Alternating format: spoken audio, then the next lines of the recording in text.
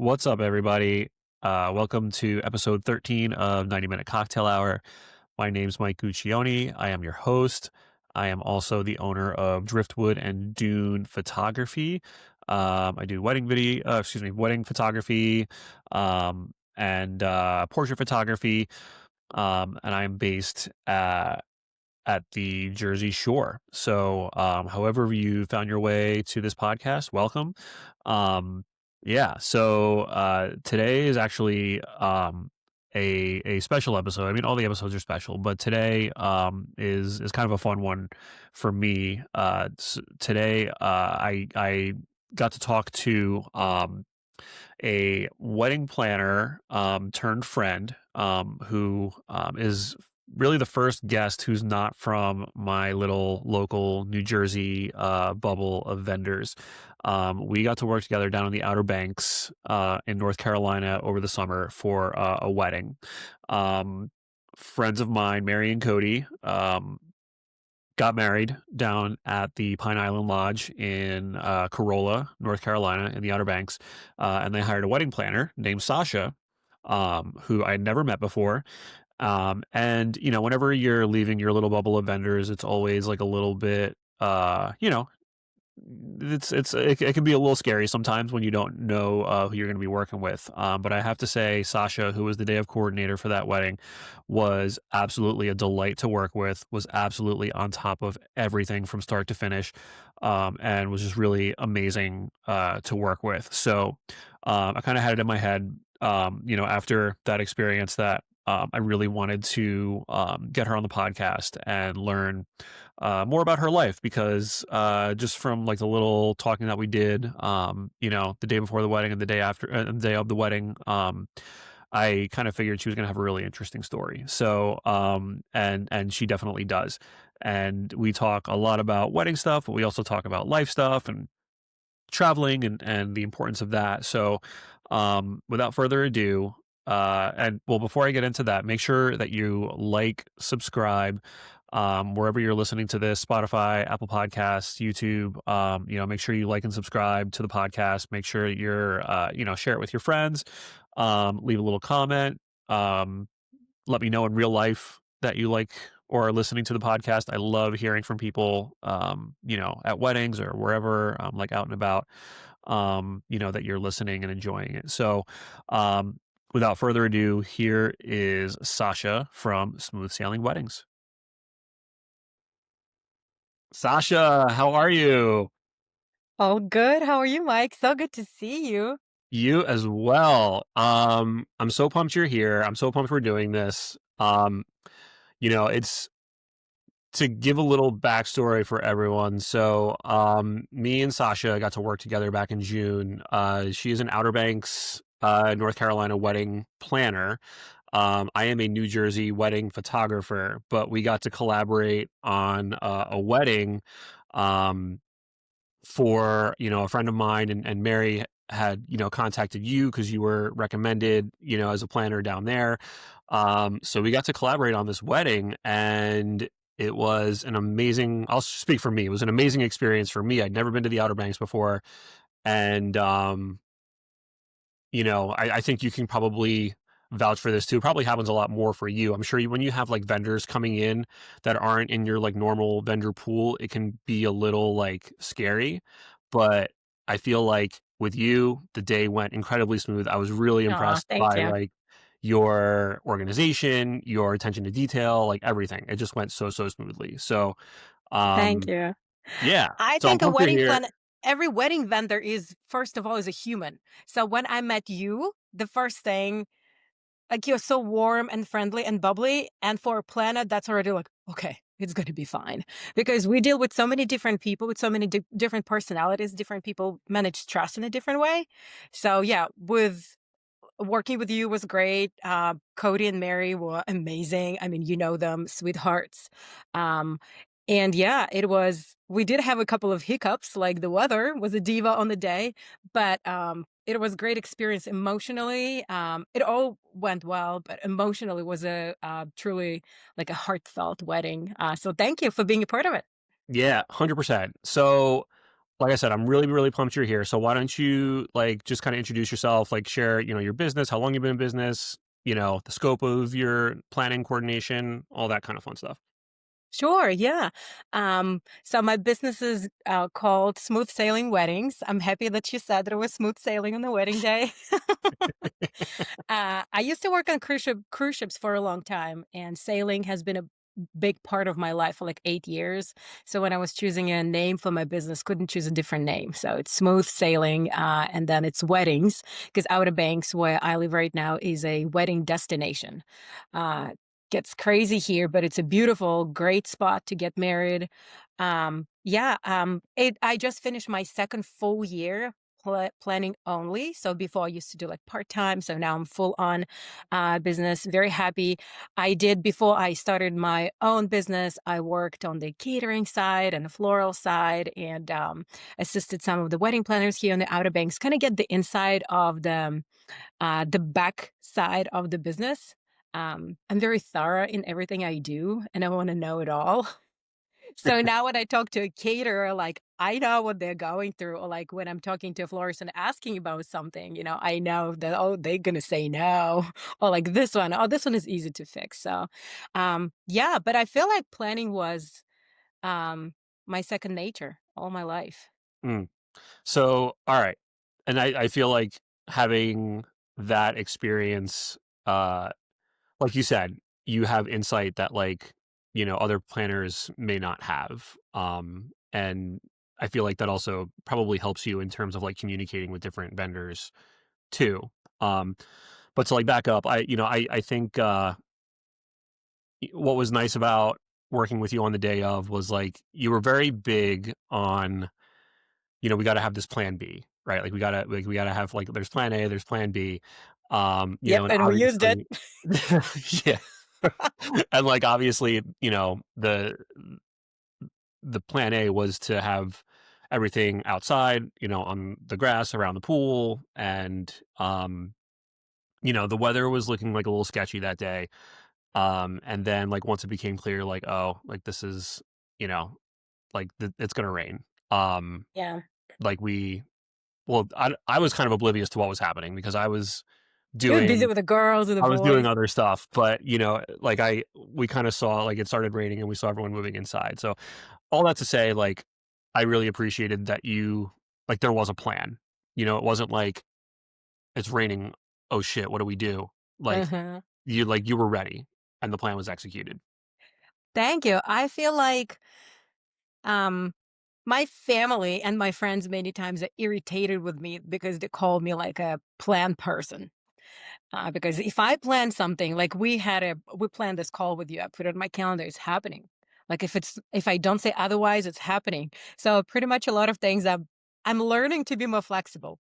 And the weather on the Outer Banks is teaching me to be more flexible in life. So I am learning, but usually um I am I want to be sure that I know what I'm gonna do in certain situations because I mean, we're in this industry and all these couples getting married, such an important day for them.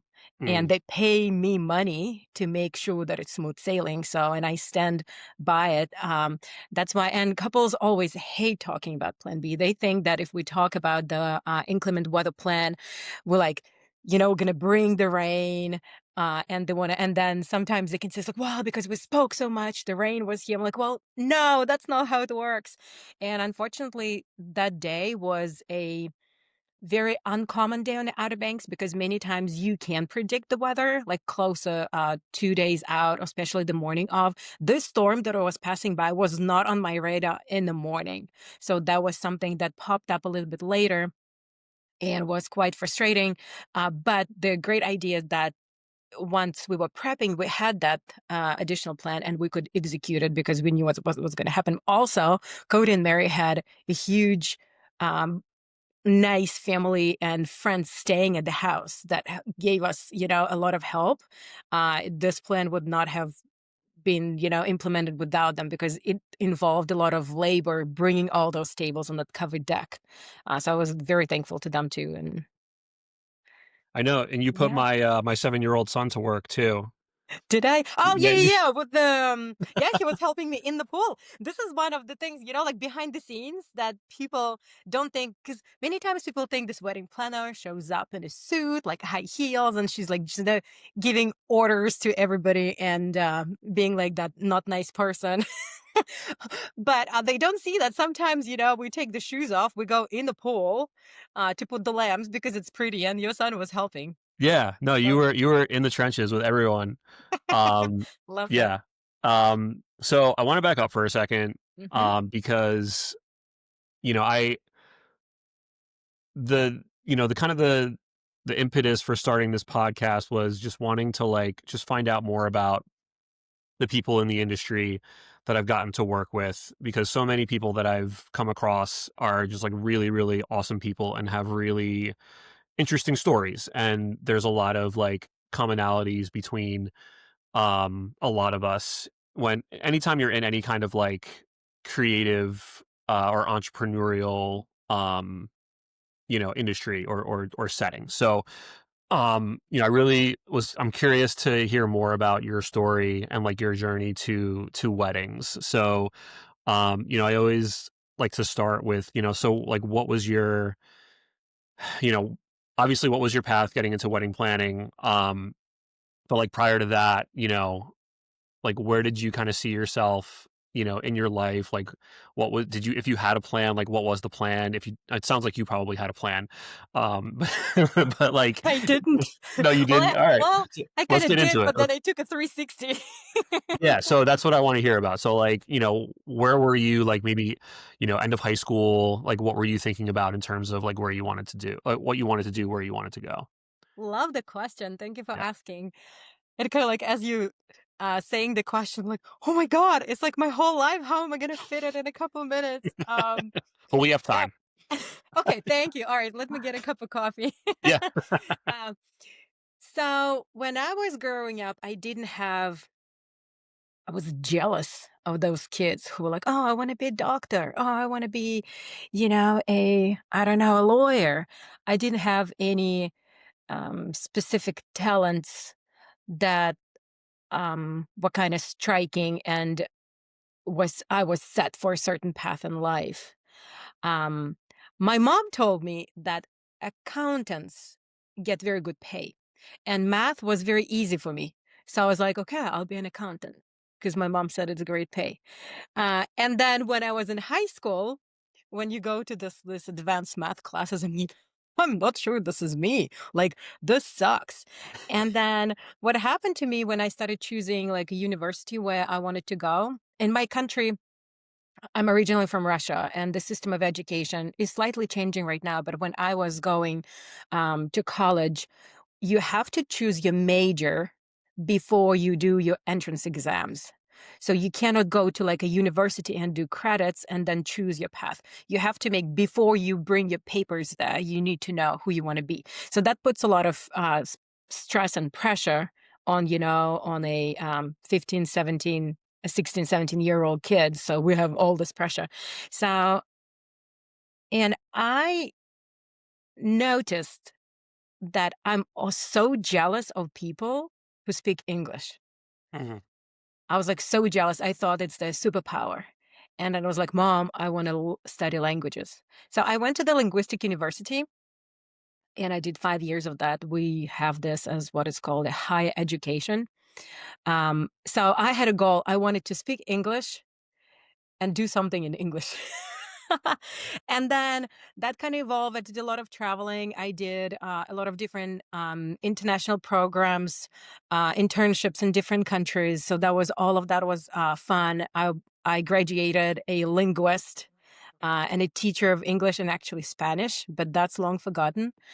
Uh, and then I that led me to working on cruise ships.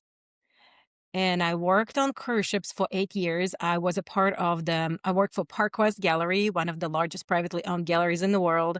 What we did live art auctions. So I organized and put together a lot of art events, including Mhm. live art auctions. So that was a lot of fun. And I love traveling. I traveled to They were 52 these were countries. auctions, like, on the ships, on the cruiser? Yes. Okay. So every cruise ship would have its art program and would have like a huge vault of art. And you would set up a certain area. On certain days, you would do like educational seminars or you would do live art auctions. So, yeah. So, and that's, I think it was natural for me to organize things because at school and college, I was the one's like, okay, let's do this. Like, let's do a theme party. And it was like, "Oh, again, a theme party." He's like, "Yeah, I'll make it work." So I was always the person who would put people together, and I took joy in, like, organizing because I think I felt in charge and, like, everybody listened to me. I think I really liked it, and I think I enjoy it now as well, the wedding. So, I mean, let's be honest, right? We're, like, talking honest things here. Yeah. Um, yeah, and then I really enjoyed traveling and working, putting the auctions together. And then people would always ask me a question: "Who do you want to be when you settle down?" And I didn't have the answer for that. And I was like, "Well, planning something with the, I don't know." And then I watched the movie, The Wedding Planner with JLo. Like that's what I want to do. That's so funny because literally some of my, like, photographer friends the other day was saying, "I need to watch that movie." I haven't seen that movie, but they, like, literally said to me, like, "You need to watch that movie." Uh huh. The first thing I bought for my business was a headset. I was like, "That's what she wore. Like, I need that. I want to look, important." But it's actually very helpful to have it, to have the radio. Yeah, so I say that's kinda how, it evolved from accountant to, a destination wedding planner on the Outer Banks. Mm. So, alright. So how did you land in North Carolina? Like, how did you make that, like, your home base? That's a great question. So, when I was in college, we had this program, and I'm sure I don't know if you've heard about this program, but here on Outer Banks, everybody know about it because it's a touristic location. It's called Work and Travel USA, and there's a lot of Nice. J1 students who come from all the different countries around the world to like locations like the Outer Banks or to theme parks, to Atlantic City. I don't know anywhere Yeah. where there's a lot of tourists where there is a season and people need extra help. So I was a J1 student on the Outer Banks for 2 years, and we went to this agency. I've never been to United States. Actually, I never wanted to go to United States. I was like, I don't even want to go. But my dad says, well, New York's pretty cool. I'm like, well, fine, I'll go to New York. And we came then, paid money, and this was okay. So you're gonna go to this town that is called Corolla, and you're gonna work in a hotel. And we're like, okay, fine, we'll go whatever. So, and we stayed. Oh, it's actually Corolla where the wedding was. Yeah. Yep. This is awesome. So, and we worked there for several months, and it was Mike. It was 2006. Like internet was there, but I didn't have a cell phone with like an Mhm. internet. I probably did not have a computer at that time, so we had no idea where we are. And then we saw this artwork that had this little stretch of land surrounded by water. And I asked, "Oh, what is this? This looks so pretty." And they told me, like, "Oh, this is where you are at right now." And I said, "Really?" So we had no idea that we knew that the ocean is right here on one side and the sound is on the other side, but um, fell in love with the Outer Banks. Um, Years later, figured out that Outer Banks looks a lot like my hometown where I was born in Latvia. The pine trees, the dunes, the Mhm. grass, growing through the sand. That's why I think right away I felt like at home. It was the first time I saw the ocean. So I kept coming back here on vacation to see my friends for many years. And then after COVID, I think many of us had like life-changing periods when, we needed a change. We were ready for a change. We wanted to try something new after being locked down. So, and I was like, I'll just I'll just do it. The funny story, I'm sorry I'm talking so much, but No, like you talk. asked me No. to share the story I'm sharing. Yeah. Share it. When I worked on cruise ships, people would always ask me, like, you've been to around the world, what's your favorite place in the world? And I would say it's Corolla, the Outer Banks. And then when I moved here, somebody asked me, like, oh, you've been around the world. What's your favorite place, you've been to? And I paused. I'm like, it's actually here. So I moved where I kept for years saying that it's the most beautiful place. So yeah. I love that so much, and, um, I am familiar with that work program because my family and I, we, growing up, we would always vacation up on Cape Cod, up in Massachusetts, Yes, and that's one of them too. so there's, like, a ton of international, folks who come, and work seasonal jobs there. But, I can it's funny because I grew up in New York, just north of the city, so, like, very suburban, um, but, like, also very, like, densely populated, so, like, there Mhm. wasn't, a ton of nature, like, we were kinda close to the beach, but, like, not super close. We had to drive a good, like, hour and a half to get to the ocean. But I just remember, like, growing up, when we would go to Cape Cod or when we would go to Jones Beach out on Long Island or when we would go, anywhere like ocean or coastal, like, I just felt like at home there. Mhm. Like that's where I felt at home. And it's funny because it never like occurred to me until much later in life that like if that's where I feel happy and content and like most peaceful, like maybe I should like live there, you know? Right? And when I moved to New Jersey and met my wife and we were like thinking about where we were going to live, we just, well, from like me, I just kept on coming to like, maybe we should go closer to the shore. Like maybe we should move down the shore. And, we've lived, or at the shore or near the shore now for like over 10 years. Wow. Um, and I love it. Like, I love it so much. And I love that, like, our kids are getting to have, the experiences that I would have loved to have had, like, as a kid, like, living in a neighborhood where they can, like, go fishing easily or, like, go crabbing or, like, you know, it's awesome. It's amazing. And I have to say, I'd never been to the Outer Banks before. Um, but like, everyone who talked about it, like, raves about it and loves it. And, like, they go back year after year after year.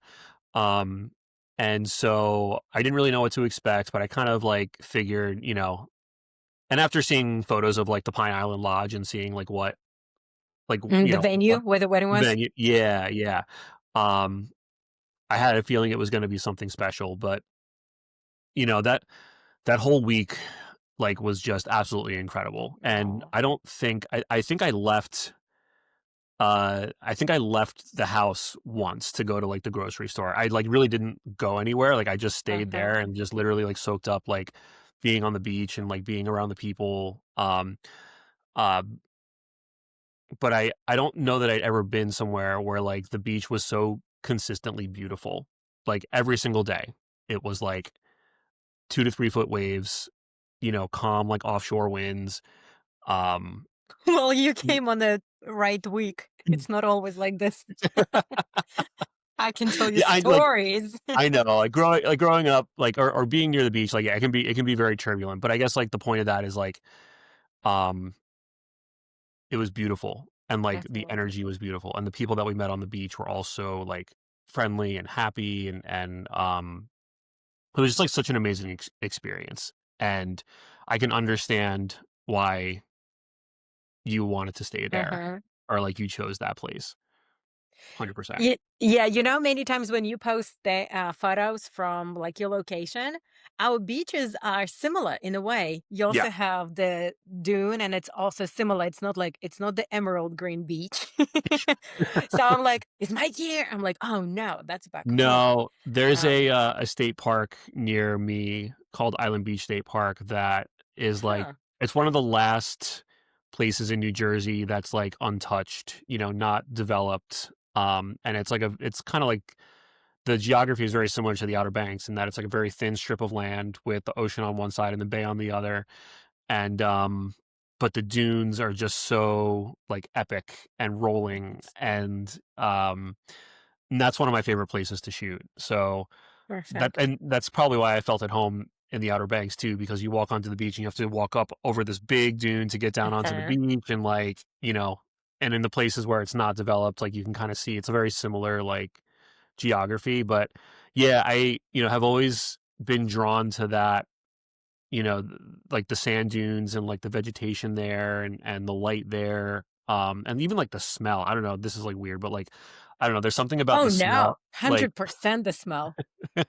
it, like, brings me right back to being a kid and, like, walking onto the beach on Cape Cod because like, Mhm. same kinda thing where you have, like, the ocean on one side and the bay on the other, and, you walk through this dune grass and there's, like, all these plants, like sea spray rose and, like, amaranth and, like, all this stuff, like, this like, it's a very, uh, like, definite reaction that I have to it when I smell it. It just kinda brings me back to that, you know? Memories. Mhm. Very Yeah. nice. I'm happy you had a great time on the Outer Banks and, met nice people. I mean, Cody and, Mary is so sweet, and I feel many times at the weddings that what we feel. The family and the friends will be so similar to the couple, Mm. and it was an amazing experience. Like, I was in awe of how much love and care and attention, that wedding had, to the couple and to everybody. And then for the locals, I feel it takes a special person to settle on the Outer Banks because we do have a lot of limitations here. Like, okay, we have Target as of 2 years ago, we have Wawa as of a year ago, but there's a lot of things we don't have. My Mm. closest Trader Joe's is an hour and a half. My airport is an hour and a half. To do a car appointment, you have to wait 2 months. So it like gets ridiculous of a small island life, but I think people who live here, they choose it for their reasons, for, maybe it's a good thing that it's so, secluded and so far away from civilization. And it's the beach and it's the weather. I feel like if that's your value and if you live where, you meet your value, it makes you happier. Yeah. Yeah, I was literally before we got on here, I was reading about how, living in a way that's, like, more harmonious with, what you value, like, decreases your stress levels so much, and actually helps Unless with you're a wedding pro. unless you're a wedding exactly. Well, actually, I'm sorry. I wanna talk to you about that too. So, um, I'm trying to think of what I wanna ask you first, because Okay, sure. let's go this route. So, alright, you're working on cruises, and you're planning these events, right? Mhm. Um, when did you start to think like, "Oh, like, maybe, like, I could do weddings," or like you said the wedding planner, but, like, Mhm. so what Mhm. was that, path? Mhm. Like, what did that look like? I love that. That's such a like because it was a turning point when that happened. Mhm. Um, when I worked on cruise ships, I could not imagine stopping working there because I loved what I did. Aesthetics is a big part of my life. That's why weddings really fit me, and I want to create more because it's very creative. You're surrounded by beautiful things and it's non-going, things are developing, elevating. So it's so interesting to see new colors, new designs roll out, and you can be creative with things. So that's something that I'm really passionate about. So on the cruise ships, I was surrounded by all this art. And I felt like, this warm fuzzies all the time. And then with the schedule, you do what you like. It was also a lot of stress involved, but you do what you like, and then you get to travel the world. Um, like you do an art auction, then you go to, I don't know, Bombay for dinner, or like you are in, I don't know, oh, okay, fine. Like I'm finished with work. I'm going on a hike in New Zealand. Mm, Um, It was so good that I could not imagine quitting it. Like, I was struggling. I knew that, I have plan B. Like, I'll move into planning, like, when I settle down. But that point of me making the decision, it seemed impossible. And then COVID made that decision for me. So, mm, I was on the Princess Cruise Line, and it was the first cruise line that volunteered to stop. So we had this major announcement, and we were actually in New Zealand, so they took us off the cruise ship and they sent us home. Luckily, in good time, so we didn't get stuck anywhere. And then probably after 12 months, for 12 months, I was planning to go back, but after 12 months of like grieving and accepting, I was like, okay, maybe I can consider doing something else. right. It took me 12 months, to like unwind and then I started thinking, okay, so if I do something else, what do I do? And I was like, well, wedding planning. Yeah. And then it actually like paused there and it didn't happen that it was like, okay, I'm gonna go to the Outer Banks to do wedding planning. It didn't work out like this. I was I kind of started searching and was not sure. So I started with Outer Banks. So I moved to the Outer Banks and then I was between the jobs and then I shared my dream with my friend. I was like, well, all my life I've been dreaming about being a wedding planner. And she's like, what do you mean you've been dreaming? And I'm like, yeah, so this is a big dream of mine. She's like, well, do you know that Outer Banks is a wedding destination? I'm like, really? She's like, yeah. I'm like, really? She's like, yeah. And then I was like, okay, then I'll be a planner. And I think I started my business like tomorrow. So it just happened so that I chose the place. Yeah. Um, 'Cause after COVID, I was going through a very, difficult heartbreak, so I was like I was broken, I needed, to put I was putting myself together by pieces, and, like, I started Yeah. with the location, and then the location I chose, turned to be a, wedding destination, so I'm very grateful that it happened that way, like, Yeah. super grateful, and Well, then from there, yeah, it was uphill, like, very fast.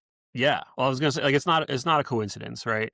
And like one of the themes that's come up, well, like over and over again on the podcast is how COVID was like kind of a turning point Mhm, for so many people, in the industry, or people who were like thinking about getting into the industry around that time. That was like a catalyst for them to get into the industry.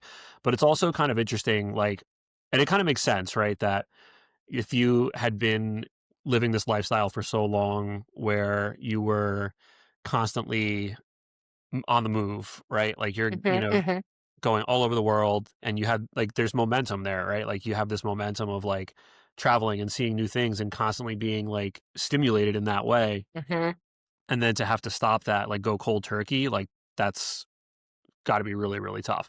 And in a similar way, like it wasn't nearly as cool as like going to New Zealand or any or anything like that. But like when I was in college, I basically did this program where I was like interning in different places every 6 months, but it was like around the United States. So I did like Nice. I went to school in Boston and then did 6 months in like Cleveland and then came back to Boston and then did 6 months in like Chicago. So like it wasn't any place like super exotic or cool, but like I had this experience of like moving every, you know, 6 months or so.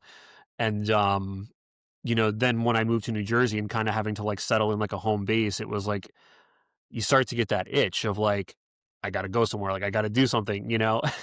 So it's like it's hard to break um that Yeah, cycle, break like out of it. Mhm. yeah. I would share an interesting thing that happened there, and it's more of like mm, not spiritual. During COVID, there was a lot of time, and I think, well, I'll speak to myself. So there was a time of a pause, Mm, and that's when you actually had time, to think all these thoughts that you've yeah. been postponing. And at that time, there was so much information available online about, like life changing, like 5 steps to change your life, or, all those different things. And I did a lot of them. I read a lot of like self help books. I think I read like 30 self help books because I was trying to Mm, figure out, where should I move? Because in my core, I'm a fighter and I'm on a go. Like, let's go, let's do like that's me. So COVID was I was like, I had all this energy. And I'm like, okay, as soon as I can, I'll go. But I need to, to kind of set the path. So there was this kind of course that had a lot of questions that they were asking you. And one of them was about where do you want to live? Because I knew that I never wanted to live in Russia, but I was hoping that while traveling on cruise ships, I'll figure out, like I'll have the ick. I'm like, I'll have not the ick, but I'll have like, ooh, this is the one. But right. in the 8 years, I never got this feeling. And I was like, no. And so in this like course that I took, there were questions to ask. It asked questions how you want to feel, where you want to live. Mm, And I wrote them down and I was kind of like, okay, so I want to feel this, this, this, and this at the place where I want to live. And then um, when I came to the Outer Banks, I had a reminder in 6 months you had to like revisit those, questions for all your answers for all the questions. So I was revisiting, and everything that I wrote about how I want to feel where I live, I felt that way. Mm. And that's why I was like, okay, it's not traveling the world, it's not hectic, but that was not on my list. And I was like, it hit all the points. I'm like, okay, this is where I'm gonna live. So like it might sound crazy a little bit, but to me it was like an insight. I was like, oh yay. No, I love that, and I also kind of experienced a similar thing, actually, like, pre-COVID, where, like, the pause button was hit for me, like, kinda out of my control, and I've talked about it before, but I, had gone to high school, went to college, and then, um, I got a job right out of college, and I was working in marketing research, and, I was doing, like, the 9 to 5 thing and thought I was doing, like, what I wanted to be doing, but, like, in hindsight, I really lacked a lot of, like, self-awareness of, like, what was really important to me and what my values were, and, I wound up getting fired from that job, and then it kind of coincided with, the 2008, like, financial crisis, so, like, the economy was really, really bad, and, I had this marketing degree, and I was applying for jobs, and, like, no one was hiring, no one would hire me, and so I had, like, a year and a half of, like, no work after, you know, being kinda like you were saying, like, on the move for so long, or chasing this goal that I didn't even know what it was, but, like, I was chasing it, right? I was chasing this, like, idea of who I thought I wanted to be, or who I thought I should be, and then, when that was, like, kind of the rug was taken out from underneath me, I had to, like, sit with myself and sit with, like, "Okay, who do I wanna be? What do I wanna be?" And for me at that time, like, weddings wasn't really on the radar. It was more like, um, I did pick up a camera around that time, but, like, wedding photography was, like, way off in the distance, but that was kind of like my, the beginning of my photography journey was when I got fired and, like, had all this free time, and I bought my first, nice camera, and I had all this time to, like, go on hikes and, like, explore different parts of the state, and so I would, like, just take random drives down to the beach. If I, like, woke up early, I would just, like, wake up and, like, go down to the beach and, like, take photos of the sunrise, or, like, I would go to this park or this hike by myself and just do the hike, and, like you said, just had a lot of time to, like, sit with myself and, like, sit with my thoughts and, like, process all that had happened. And I think that's, like, you're talking about, like, the spirituality of that. It is spiritual, like, there is a spiritual component to that, because, like, I don't know, for me, like, there needed to be a pause before there was this, like, course correction. And I think that's, like, really for me, and I think, I can speak for a lot of people in my generation, that, like, we didn't give ourselves that time or that space to, like, to do that for ourselves. Like, the educational system just didn't really, like, allow for that. And so life kinda hands you those opportunities to do that, and for me, it felt excruciating in the moment. Um, but at the same time, I look back on that time like, wow, like, what a cool time that was to, get to, like, explore these different parts of myself for, like, the first time. I love that story. Thank you for sharing. That's awesome. I feel like that pause is very well needed. I loved how you used the like pivot the course. That's awesome. I feel like all our life we're learning who we are. Yeah. And that course can be shifted throughout the life, because like sometimes every day I learn something like, "Oh, okay, I didn't know." Like, Yeah. okay, now I know this about me, and like how can I make it my superpower, so that I Yes.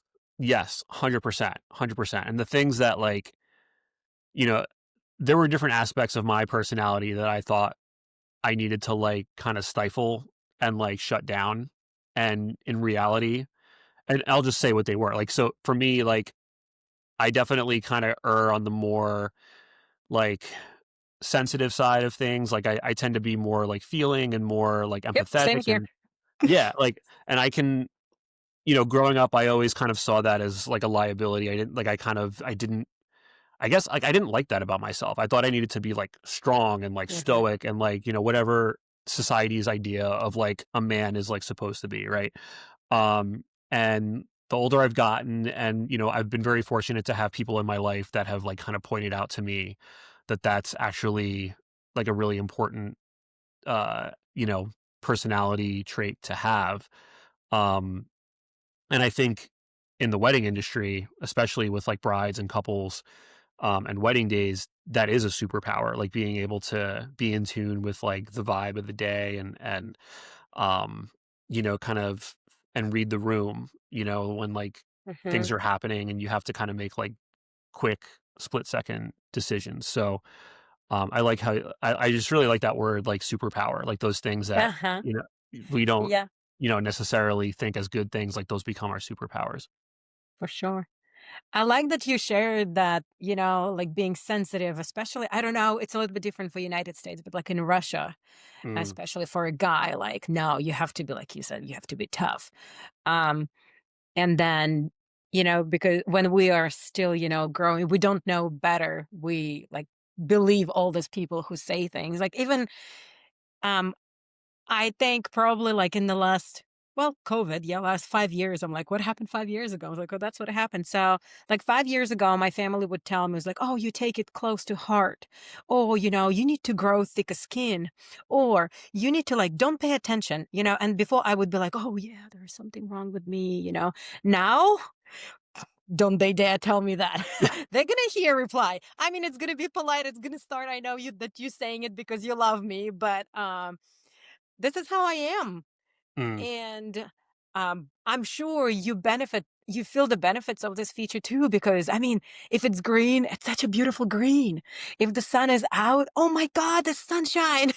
yes, Or if yes, if you have, a close conversation with your son or with your spouse, you feel it, it's like, oh my God, I feel this love. So that's on the on the other side of the coin. yes, 100%. And it's so funny you say that because I remember like very distinctly, going back to that period of time where I was unemployed and, felt like really lost. And I remember that winter here was it was like a really bad winter. We had like it was really cold. We had a couple of like really bad blizzard snowstorms and so I don't know, it just felt like especially brutal that year. And Hmm. then um kind of coming out the other end of that, like when the spring came around, I just remember like noticing the seasons like so much more vividly after that experience and being like, "Whoa," like just, like, really noticing, like, the buds on the trees and, like, the Right. flowers, and, like, the grass getting greener, like, and I guess I had maybe intellectually that those things happen, but, like, actually feeling them or seeing them, Hmm. experiencing it is, like, a totally different thing, and I just remember, like, the lights turned on for me in a way that they hadn't before, Awesome. and yeah, so, all that to say, like, yeah, that sensitivity is a superpower, and I think, in in terms of photography, it allows me to see things that, like, your average person probably wouldn't see or notice. And for Hmm. you, it probably helps you be more in tune with, like, your clients' wants, wishes, and needs for the day. For sure. Yeah, that's a trait that really like being sensitive, being empathetic, being, genuine, caring really helps me as a wedding planner. This is where there is a place where you need to kind of put the border, and I'll chat a Mm, little bit about that as well. But you know how many times I hear that the bride is telling me after the consultation call that, oh, we're so excited, we would like to hire you because this other planet that I spoke to um, didn't listen, mm, or she summarized, and I felt like she did not hear my vision, like, or she offered something completely different that was not aligned with what I was saying, and that's such a common thing. Um, in the at the wedding MBA, they also spoke about this that you need to be a good listener because these people. When they're planning a wedding, they're at this very sensitive moment where it's so important. they will be doing so many decisions and they've never done this before. So they're so insecure. They want to be, like a little child to hold somebody's hand to make sure that they're doing the right choices. They're doing the right thing Mm, all the way.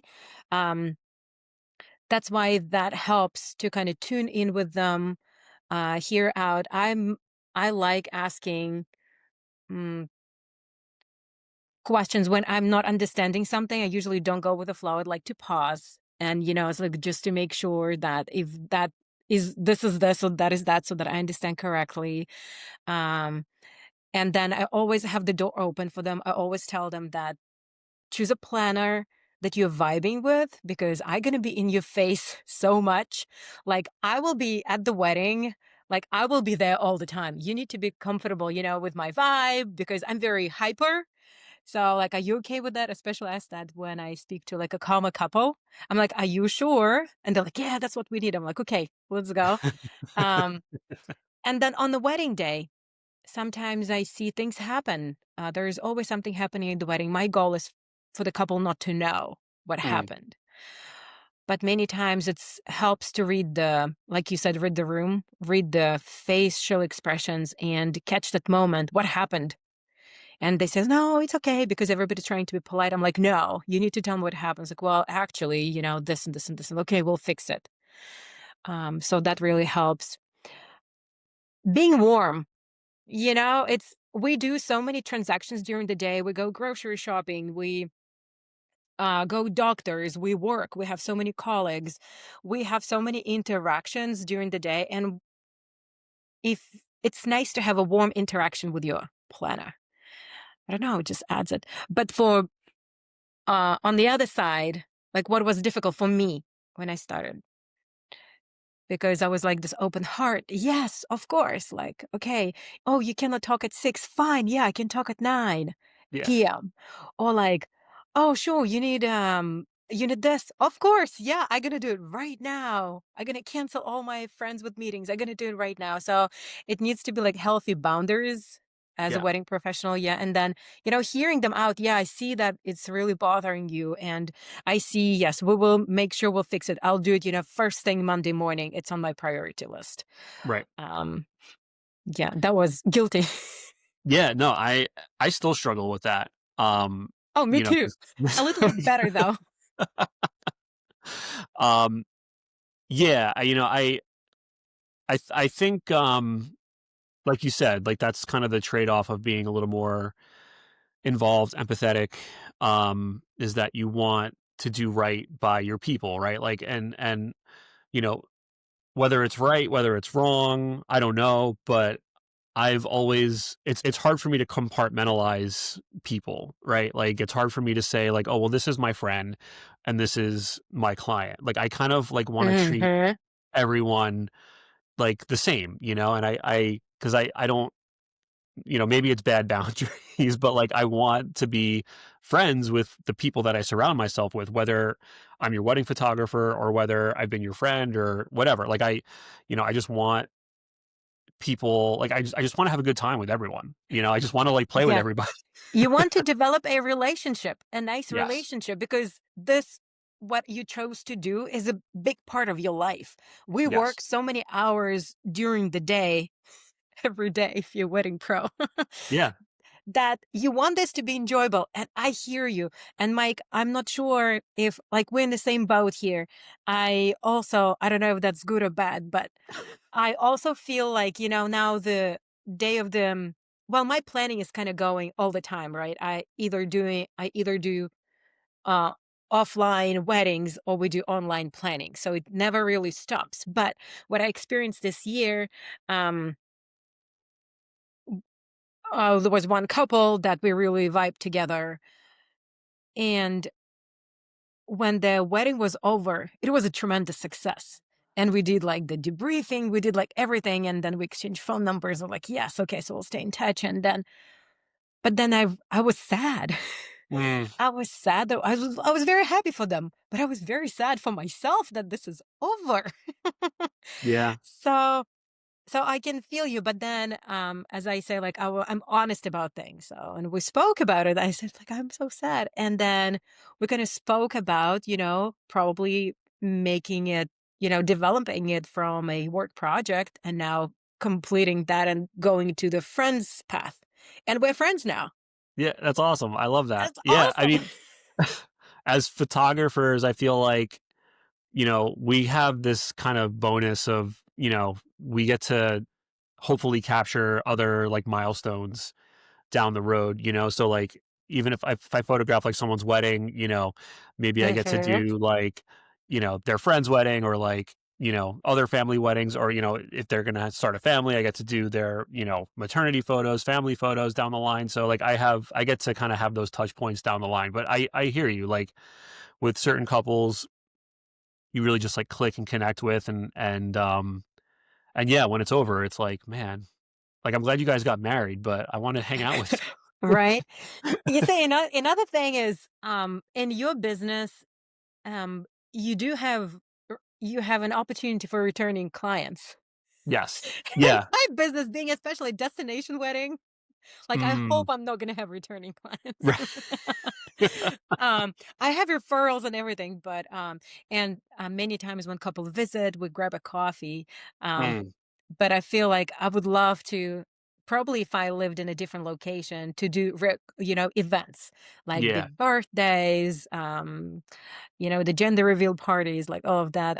That would be cool, but unfortunately, maybe later down the road, I don't know. Yeah. Who knows? I mean, that's also kind of interesting because, um, you're you're not the first planner I've talked to, but you're the first person not from like my Mhm. local vendor pool that I've talked to, right? So like you're the first person come from kind of like outside the, New Jersey wedding vendor, pool that I typically, am familiar with.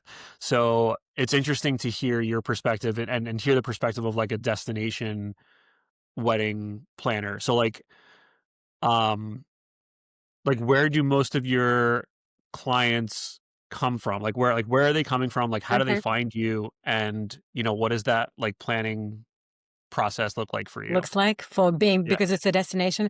Yeah. Great question. I love that. I've worked with clients from everywhere. Um, Even like California, Utah, New York. Um, a lot of people, Florida as well.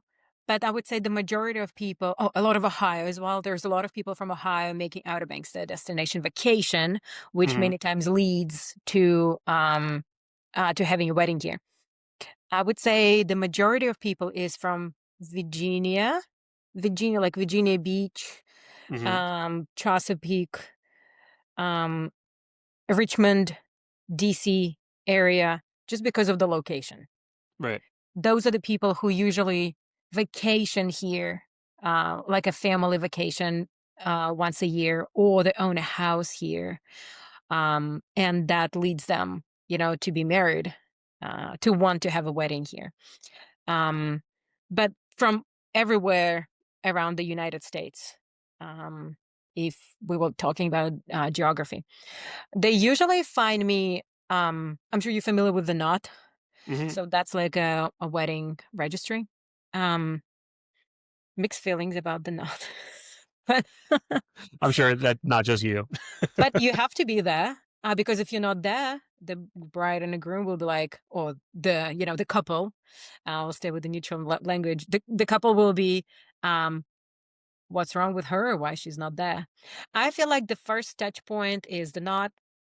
Then right now, we see a lot of Gen Zs getting married, some millennials, but most of them are Gen Zs, and Gen Zs use a lot of Instagram. So, Hmm. and they usually, before they, reach out to you, they check you in 3 to 5 places. So they're going to find you on the knot, they're going to check out your Instagram, they're going to check out your website, and then most of my inquiries through my email. So they find me, but then when I ask a question, where you've heard about me, it's many times it's on the knot.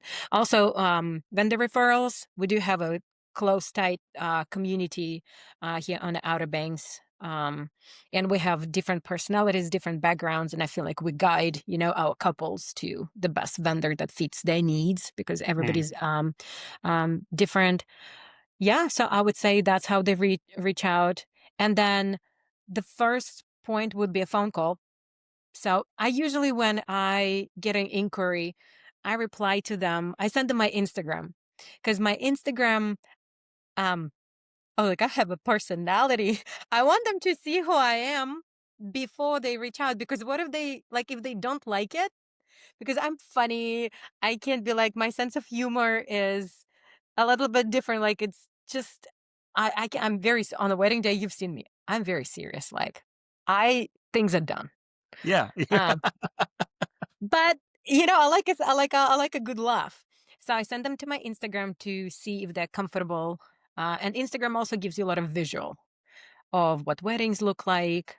Right. Um, yeah, and then I invite them to book a call, and we jump on a call just like this, like we're talking together.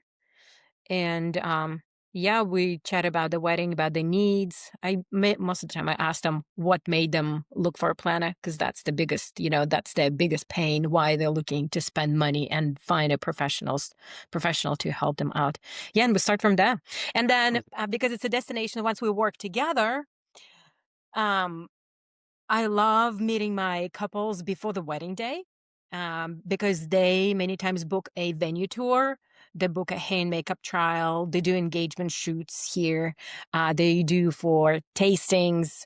I love to join whenever I'm available. It also depends on what package they choose with me. Like if it's full planning, I will for sure be there.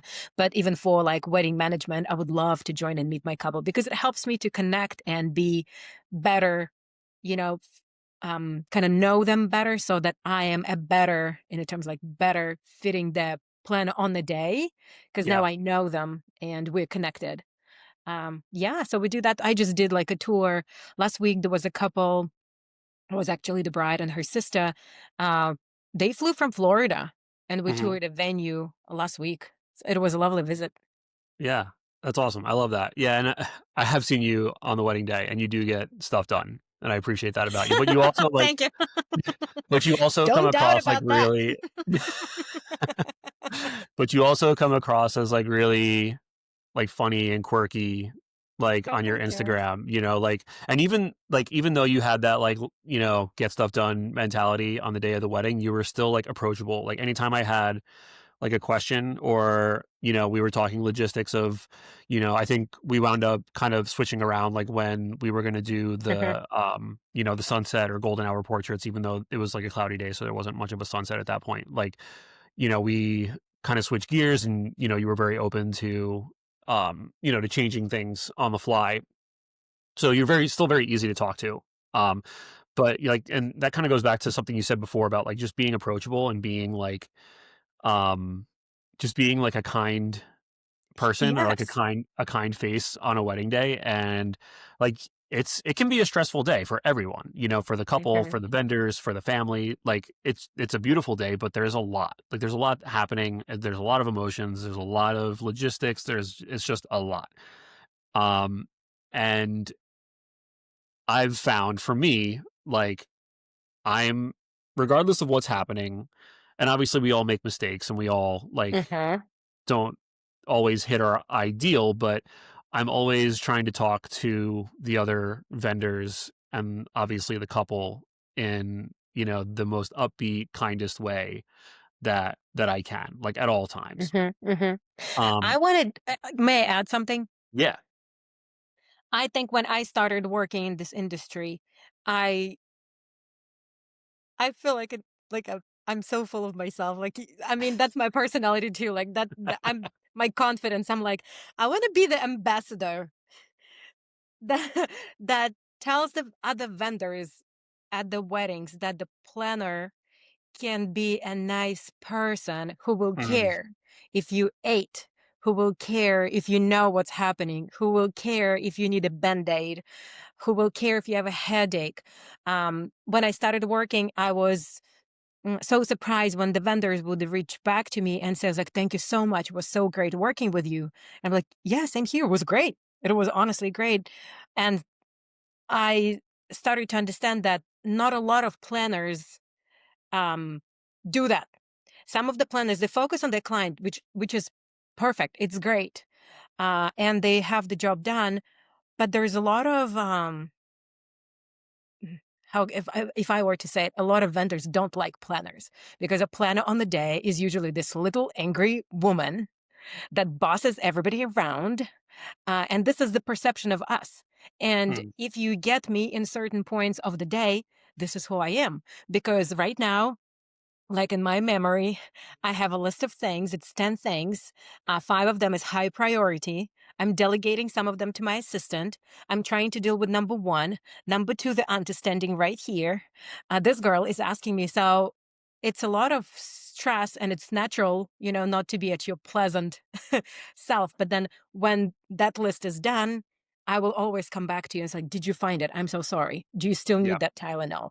So I really want, um, to every time when I work with vendors, I want to create that experience that I want to make a pleasant experience and build a relationship with each vendor. I really value it Well, because when I go back home, I think about everyone and I'm like, oh, I think I was like not too nice with this one. Maybe, I was like, I could have done this. I'm like, did I ask him if he needed another drink? Because I really mm, care because that gives me energy, the good relationship. yes, and I think the piece that some people miss is that it should be a collaboration, right? Like Right.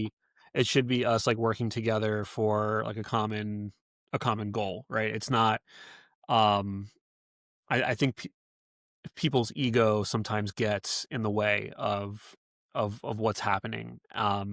So, I always appreciate and honestly, I have to say like I've had very few like negative experiences Good.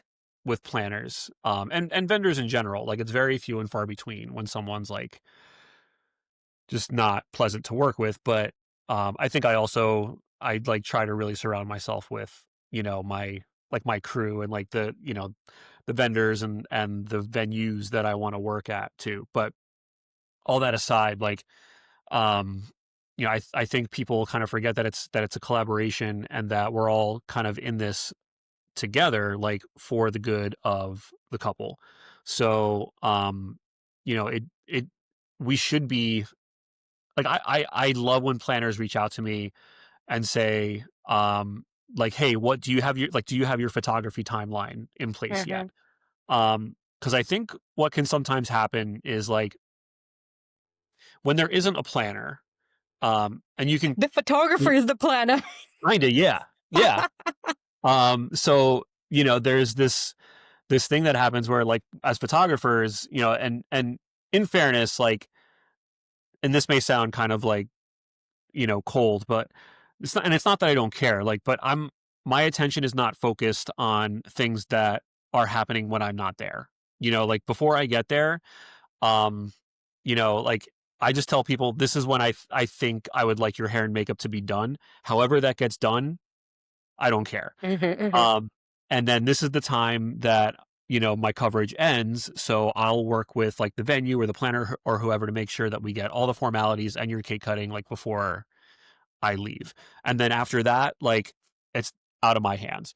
But, um, so for like a big chunk of the day, yeah, like we're kind of the ones who are making big decisions as to what should happen when, if there isn't a planner. But when there is a planner, like, now you have like kind of two cooks in the kitchen who are trying to manage this thing. mhm, Which, and again, like, I would say 95% of the time, you know, mhm, we figure it out. Um, and what I appreciate about a lot of planners is unless there's like something really off in the timeline, most planners will kind of yield to like, okay, this is what the photographer needs during, to yes, do these things.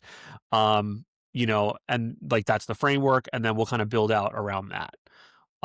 So I think like most good photographers who have been doing this for a long time and know how to make a timeline, um, I think like planners can kind of see that and say, okay, like this looks like a reasonable framework, and then we can kind mhm. of build out around that.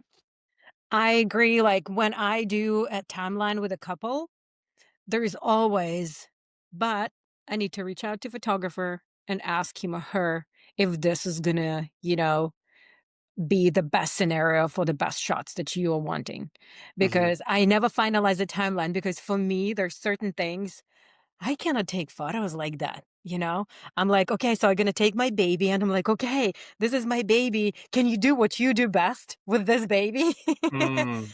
um, because this is, and I love how you said about the collaboration that we work together. I remember when I was in college, we had this, we are a team, TEAM, together each achieves more.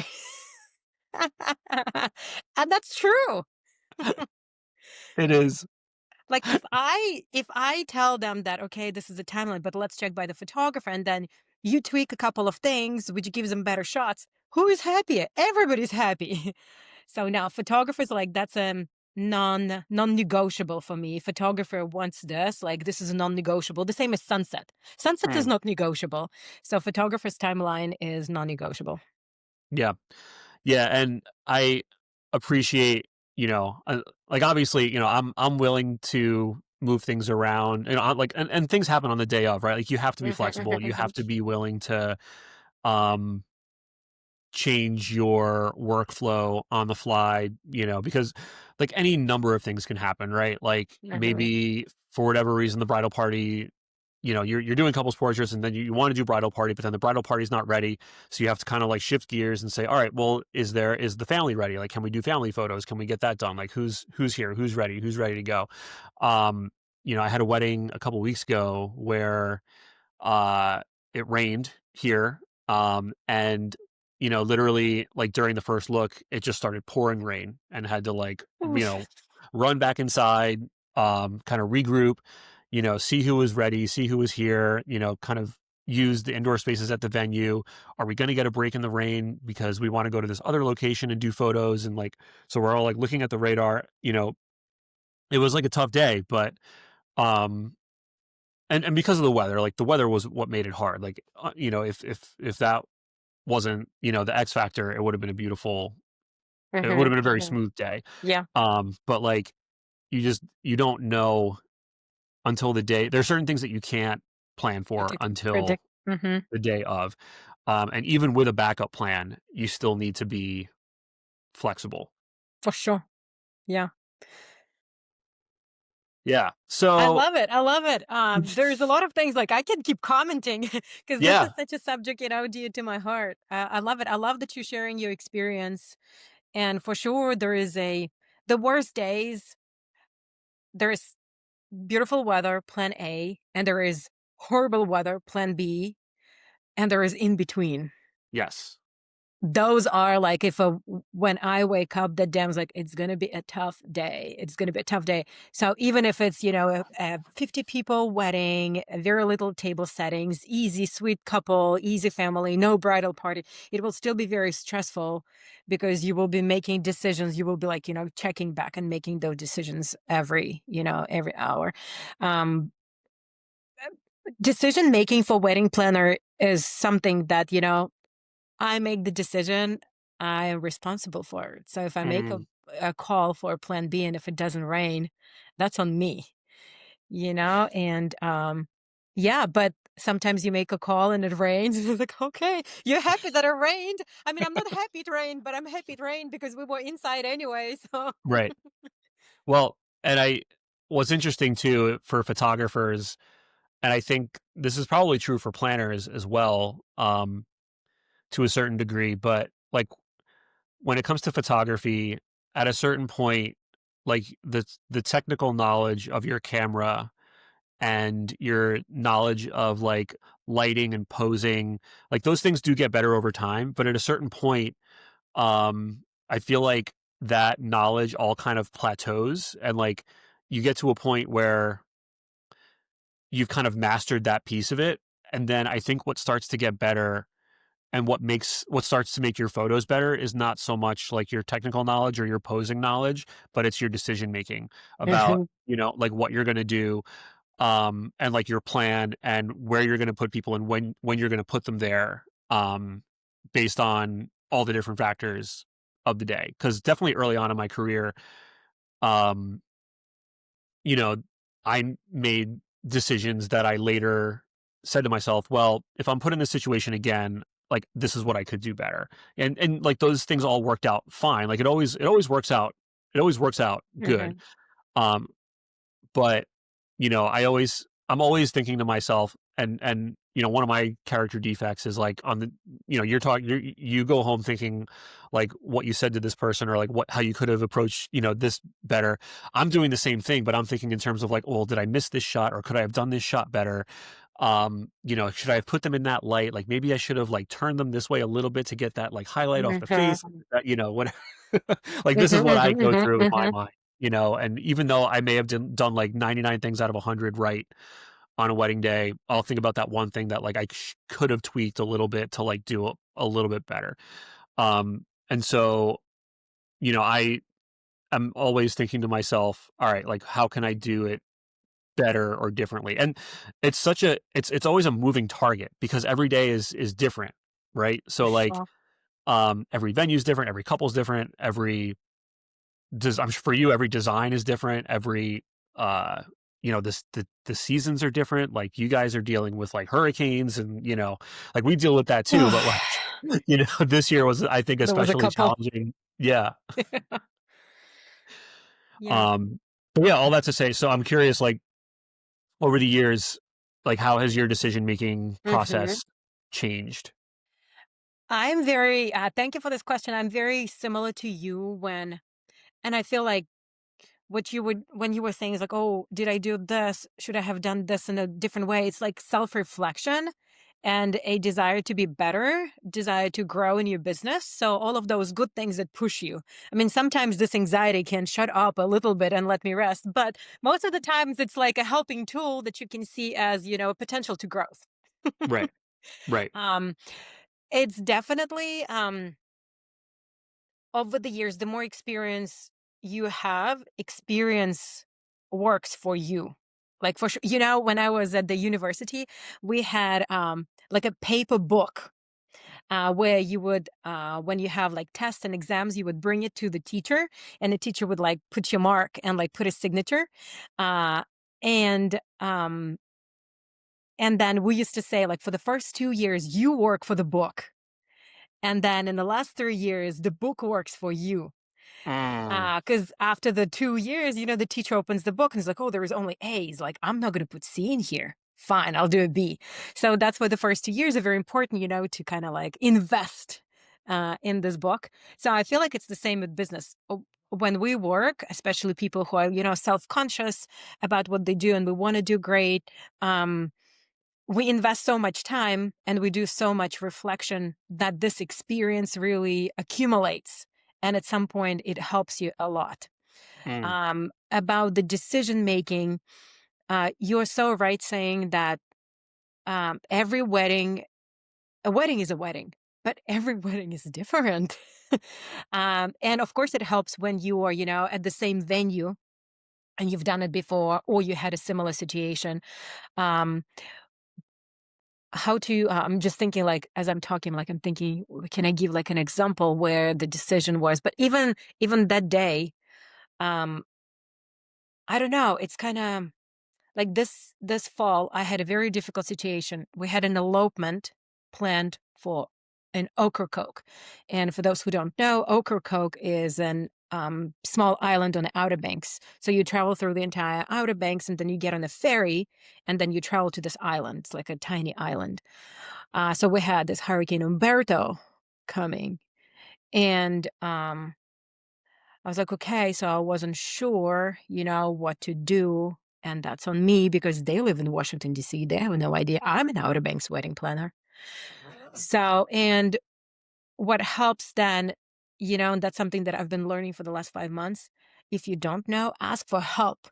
So I mm, started asking, I reached out to the people who live on Ocracoke, and I started asking them, okay, so with these predictions, what does usually happen? And I learned that the weather on the island can be fine, but the ferry is not going to be going. So if right. my couple arrives there on Monday, then none of the vendors can arrive on a Wednesday. On a Wednesday wedding. So, and then I had to pull the trigger. So I spoke with a couple and I said that the risks are high So I cannot tell, what's going to happen, but I evaluate the risks as very high. So we should change the date. And they were first shocked. And we did change the date, and the island was closed. Mm, And they were so thankful. And then when we changed the date, we again had to change the time because now there was a nor'easter coming. And now yeah, because Um, but there was a lot of decisions that need to be made like on spot, and many times it involves a lot of things. Like our ceremony was at the Ocragoke Lighthouse, so this is not you cannot just walk in and do your ceremony. This is the official place where you have to get a permit, you have to adjust your permit. So there is a lot of like messages going through to make it happen.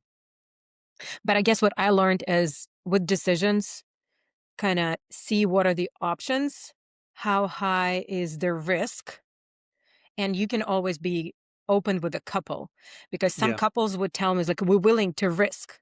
Then it's on them, right. like on both of us. Or they said, we don't want to risk. Okay, we're Yeah. not risking. And then when it comes to the day of, I think maybe your question was more related like to the day of decisions. Um, with experience, you have more and more situations that you've been to. And also because um, your life experience also helps. Like with your life experience, I always remind myself that I've traveled a lot. I've lived a life. I immigrated to a different country. I can trust myself. Like Mm, if I'm in a situation, it's not that, oh, I don't know. I've never been in this situation before. Well, I've been into 1,000 other situations. And based on my experience, I'm going to make this decision. Like, for example, this fall, we had a beautiful bride. Her dad, they started playing her song. They were about to walk down the aisle, and her dad had a panic attack. I've never seen mm, a person going into panic attack, and he ran away. And she's there. She was very confused, and I wasn't sure if it's a health condition or anything. So I came up to him, and I see that this person is, like barely responsive. And I was like, okay, so what would I do? Okay, we're gonna do box breathing. And I was like, okay, so we're gonna do this. I'm gonna cue you. Okay, we're gonna do a deep breath. So I did what I would do in my life for a friend. mm. And then, like, I think we did 3 circles, and he looked at me, he's like, "Okay, I'm fine, let's go." Yeah, so Wow. so many times for, trust, your life experience, trust your work experience, and not pretend, but, like, think of it not as of, I'm at work and there's a new situation, like, this is my life. This life is happening to me. How can Mm. I treat this as a part of my life? So, Yeah. I don't know. That I helps. I think you touched on an important piece, and I really do think that travel is a really, in so many ways, it changes your life and it changes the way that you view things. And it sounds like you're a lot more traveled than I am, but like just the few situations that I've been in where I've traveled internationally, or have like been other places, like you're outside of your comfort zone, you're in, these places where you're not familiar with, and you do have to make decisions about, is this safe, or like, and the Is this consequences safe are to like, eat? right, is it safe to eat? Is it safe to go? Is it, are these like safe people? And, um, yeah, like, I don't know. I think like just that experience of like stepping outside your comfort zone in that way changes your perspective for things that are like, I don't know. I don't want to say smaller, like, or less important. It's just, different, right? Like the stakes are a little bit different. So and I haven't, I don't know that I ever connected those dots before. So thank you for that. Like that's Mhm. really a cool way to think about it, in that, like you've lived all this life and you've had to make all these decisions in like other areas of your life, and that like Yeah. translates over to how you make decisions on wedding days. Especially for you, Mike, like, you have a kid. How many decisions, how many things you learned with that kid? I mean, that's a whole baggage of experience that you I can mean, rely on. we could spend a whole podcast episode talking about that. Um, I have 3 kids, and so, like, we're Oh, nice. constantly, like, making decisions about those kids, and, and and then on top of that, like, traveling with kids is just, like, a whole other level, which is, like, you've experienced the highs and lows of traveling, right? Like when, things like are amazing and like awe-inspiring and beautiful. And then like other times when you're like tired, hungry, and you don't, you're like maybe in the middle of like a hike, or like you're in the middle of like something, and it's going to take a long time to like get back to someplace comfortable. Like Mhm. when you're not on your home turf, it's like really challenging. And with kids, it's just amplified. So like the highs are like amazing because you're experiencing it and you're seeing them experience it, and it's just like this joy overload. Yes. Um but then when things are like challenging, it's just like so much worse because now Mhm. you're in another country with a kid who's having a meltdown and like you don't know what to do for them. So yeah, I don't know. It's all that to say, like those experiences, I think, kind of train you for like the stress of a wedding day. For sure. Um, so the last thing, and this is kind of how I've wrapped up these conversations with everyone, and I don't know that I prepped you for this, but I feel like you'll have a good answer, or maybe you won't, and that's okay Let's too. go. Um, so where do you see this going for yourself? Like where does smooth sailing weddings, like where are you hoping that takes you? Like what are your plans, for this business, or outside of this business, for the next like 5 or 10 years, or however long you're thinking? Big plans. Big plans. Yeah, let's hear it. Let's hear Like big plans for a small business. it. I The challenge that we have here on Outer Banks is that our wedding season is very small. Our wedding season is May, at very end of April, maybe last week of April, the month of May, and maybe 2 weeks of June. Then becomes unbearably hot. Very few weddings happen that, and then it picks up like mid-August, September, October, and the middle of the November. It dies out. So it's a very short wedding season, which means that we have to do so many weddings in this 3, 4 months, Mhm, to sustain our life throughout the year. So, um, yeah, of course, I'd like to have. I'm working in a system where I can have, every weekend for those in season days booked, where I can still offer a great experience for the clients and not feel, that they're like, okay, you have another one tomorrow. So I'm like half present at this wedding. So that's why I'm trying to build a team. I'm trying to build like all those small, tiny things that go into the planning to maximize my availability, but not hurt the overall client experience. mm, I tried. Maybe in the future, if I expand my team to have several events on the day. I've done this year, so we've had 2 successful days. One smooth sailing weddings had 2 weddings on the same day. It was very. It was so. I think it was. I was like a mom. I don't have kids, but I think I was like compared to a mom who uh, let her kids like brought her kids to childcare for the first time. And it wasn't there, and I was like, "Are they safe? Did this go like this?" I was like, "Oh, it's such a stressful experience," but I feel I'm very controlling, which helps me in my business, but I feel if I wanna grow, I need to learn of, to still control, but find people who I trust that I can let mm, go of control. Um,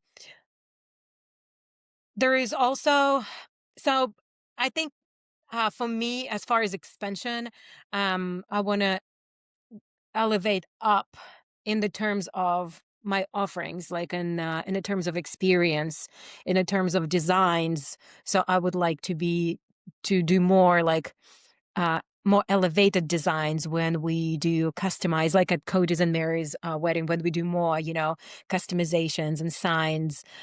My one of my dreams, and hopefully one day it's gonna come true, like work off plan a wedding based on like a artwork. So take mm, like if a couple love going to museums and they, I don't know, Starry Night, they like Starry Night. So we take that artwork and I like deconstruct it into a wedding. And it doesn't have to be like a, Starry Night background, but maybe the colors, maybe somewhere the textures, maybe something, so that I, use an artwork as a referral. Like work like that would be something, would be very inspiring for me, like creative projects. Yeah. But I have a lot of this now too, because every couple is different, and I really love, listening to their stories and listening to the ideas and suggesting them how we can actually incorporate it. And I Yeah. love when it happens, like, oh, really, we can do this. So love that. I was also thinking that um, probably with time, I would be interested in some like a wedding industry passive income. So it's something that probably some educational materials, maybe for people who start, or maybe even for brides who wants to do a DIY, who wants to do it themselves, and but they're Mm, like planning helping. So maybe I don't know, platform one video, a course of videos. I don't know, podcast, YouTube channel, something that because like so that I can share my knowledge and monetize it in a yeah. way, and maybe even something I would mind own a venue. uh, so that some like a space where you can be creative and the passive income that you do your weddings, and that's something that brings you money, Yeah. because with that short period of wedding season you kind of need to think of other things to keep you afloat and still you know get money in, so that you don't feel burned out, you feel like you appreciate it and Yes. you're doing a great job. So like that kind of girl. I was even thinking, ever like Hawaii? I don't know, like Hawaiian wedding Hawaii sounds is great to magical. me. Hawaii is beautiful, yes. Yeah, so I don't know, maybe one day I'll move to Hawaii and do weddings in Hawaii, I don't know. I love Ask that. me in 5 years. I will. We'll come back. We'll do, like, a five-year check-in and see where you're at. Um, hold that thought. I'll be right back. I just have to do something real quick. I'm Sure, sorry. yeah. Give I'll me get some I'll water. cut this out. Just give me 1 second. Sure.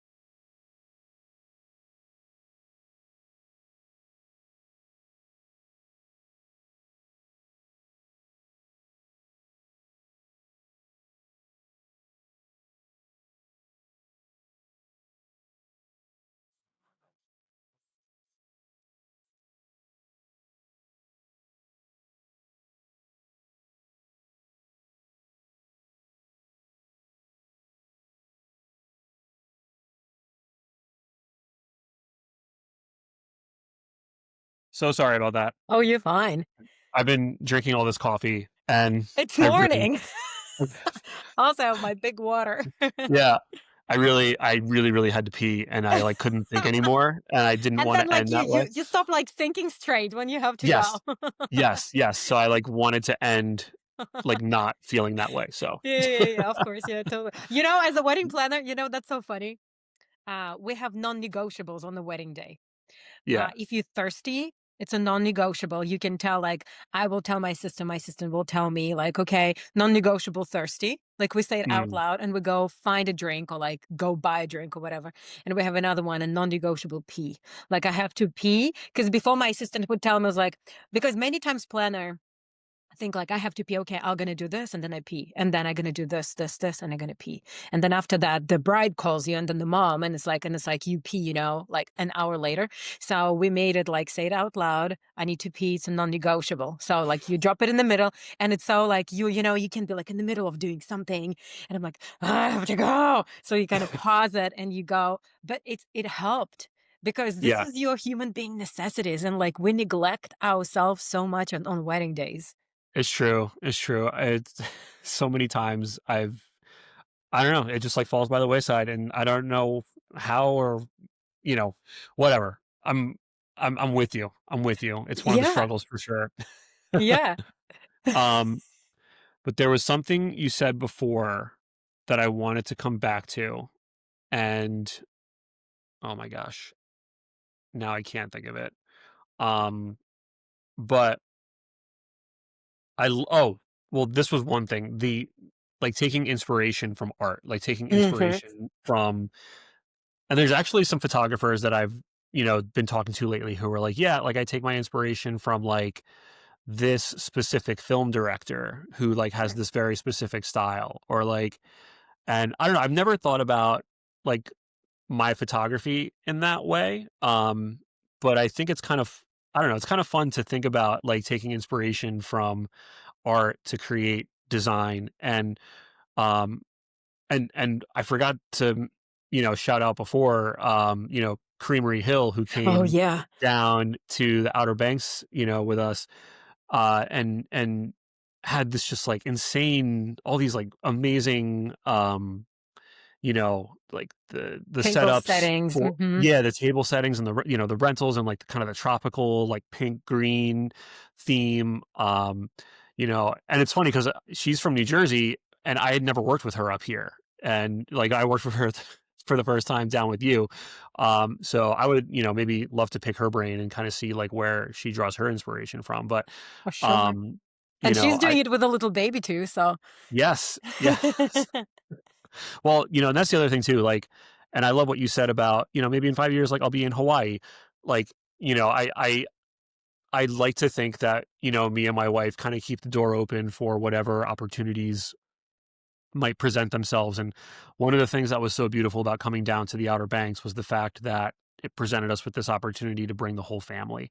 Mhm, And, like as a vendor, I feel like the dream for me is like getting to do what I love and getting to support my family, but also allowing them to have like these amazing experiences that they wouldn't have gotten otherwise, and I'm sure the same is true like for you, like even on like an individual level, like getting to, meet these people, live in a place where like live in a dream location, right?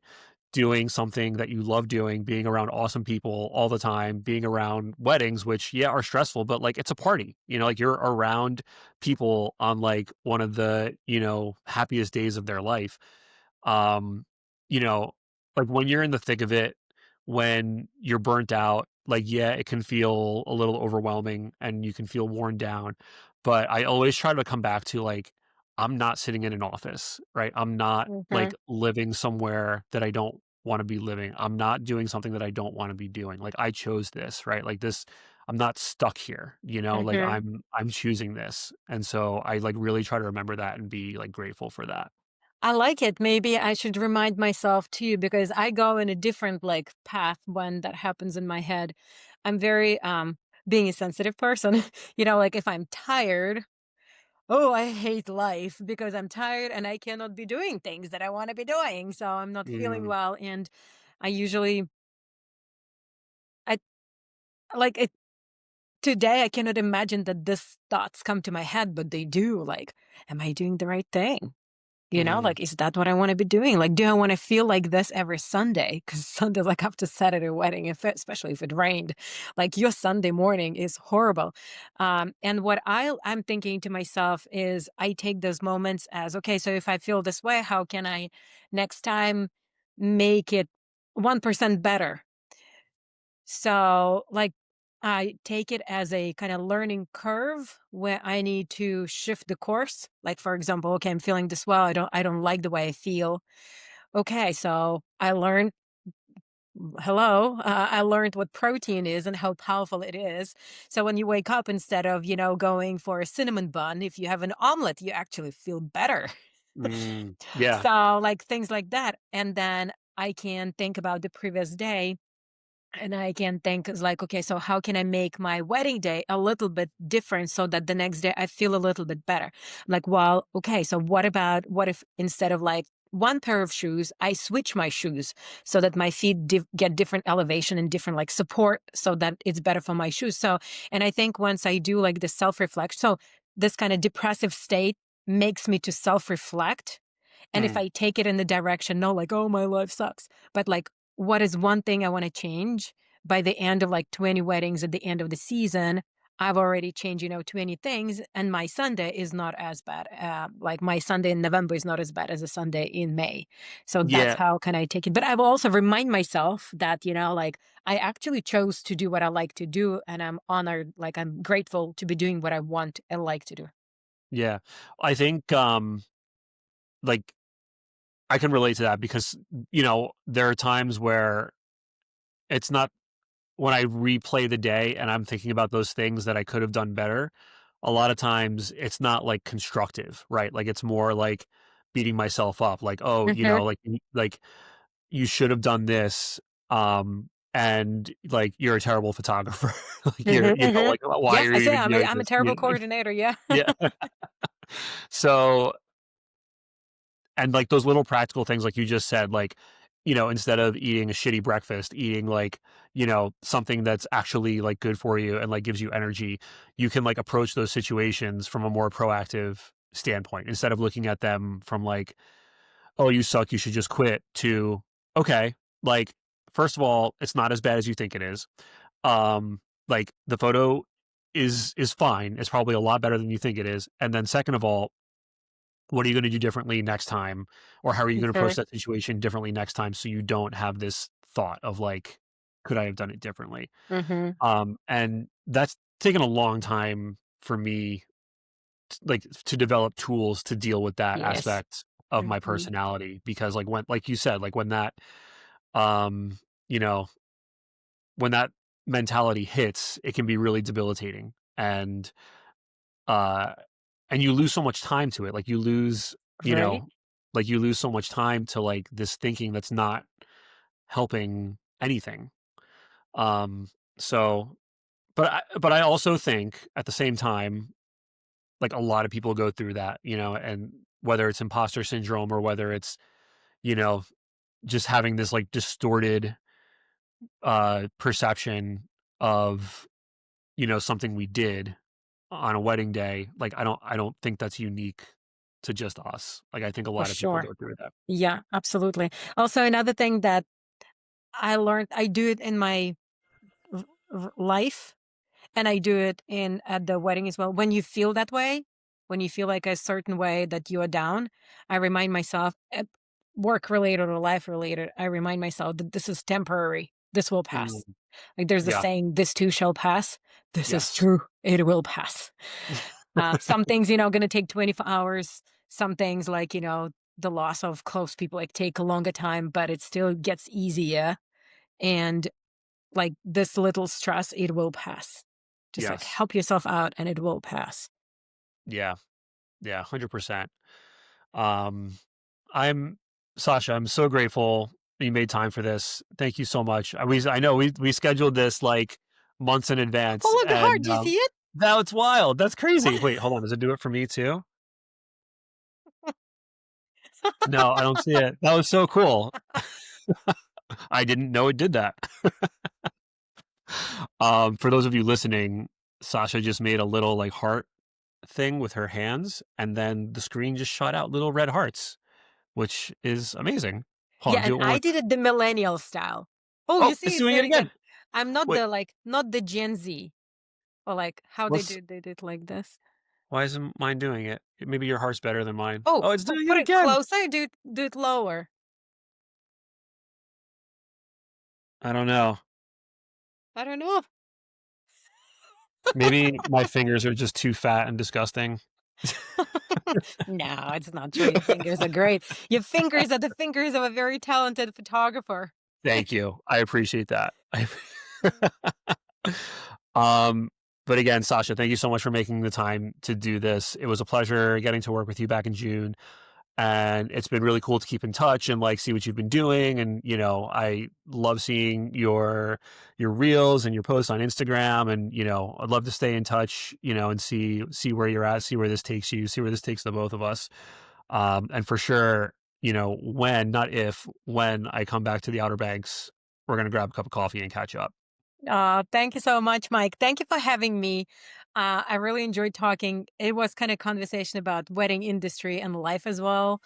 Thank you so much. I'm happy that I've developed you as a friend as well. So that's awesome. You're always welcome. And then yeah, when next time when you come, we'll like schedule some great nature touristic spots to stop. Yeah, yeah. Maybe who knows? Maybe we can collaborate on like a styled shoot or something down I there. would Maybe we can love like, that. yeah, I would absolutely love that. I would love sweet. that. And let's take an artwork and Okay. I'll do like a design around something and then okay, done deal. All right. Done. Done deal. Perfect. I love it. It's been all Awesome. right. It's etched in the podcast now. So It now we is. we Yes, have to yes. do it. All right, Sasha. You take care, and hopefully I'll talk to you soon. Thank you. Thank you. Have a good day. Okay. Bye bye. Bye.